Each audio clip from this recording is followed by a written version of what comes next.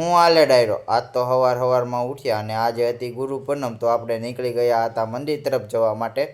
અને મંદિરે પહોંચીને આપણે હાથમાં લઈ લીધી લોટી અને ભરી લીધી પાણીથી લોટી, અને ત્યારબાદ કરી લીધો મહાદેવનો અભિષેક, અને ત્યારબાદ આપણે કરી લીધા મહાદેવના દર્શન કરીને આપણે નીકળી ગયા હતા ઘર તરફ આવવા માટે। અને ઘરે આવીને આપણે હાથમાં લઈ લીધું હતું બેગ, અને બેગ લઈને આપણે નીકળી ગયા હતા કોલેજ તરફ જવા માટે। ત્યારબાદ આપણે નીકળી ગયા હતા સ્ટેશન જવા માટે અને લઈ લીધી ટિકિટ। ત્યાં તો આપણા ભાઈબંધનો ફોન આવ્યો કે આજ તો તાર મારી ગાડીમાં આવવાનું છે, ને થઈ ગયું આપણું પોપટ।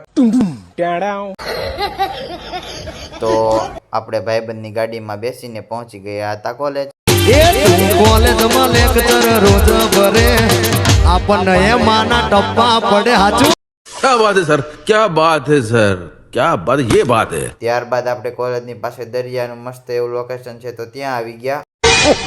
પછી તો હું હોય ગાડીમાં બેસીને નીકળી ગયા હતા આપણે ઘર તરફ આવવા માટે। ત્યારબાદ આપણે વરાછાના ઢાળિયા આવીને જોયું, ત્યાં તો રિક્ષા હતી ખાલી, કોઈ હતું નહીં। પછી તો હું હોય ભાઈ થોડાક માણસો રિક્ષામાં આવ્યા એટલે ડ્રાઈવરે ઉપાડી લીધી રિક્ષા અને આપણે પહોંચી ગયા યોગી ચોકેથી ચાલીને આપણે નીકળી ગયા હતા ઘર તરફ જવા માટે। અને આવી ગઈ હતી આપણી સોસાયટી અને પહોંચી ગયા હતા ઘરે।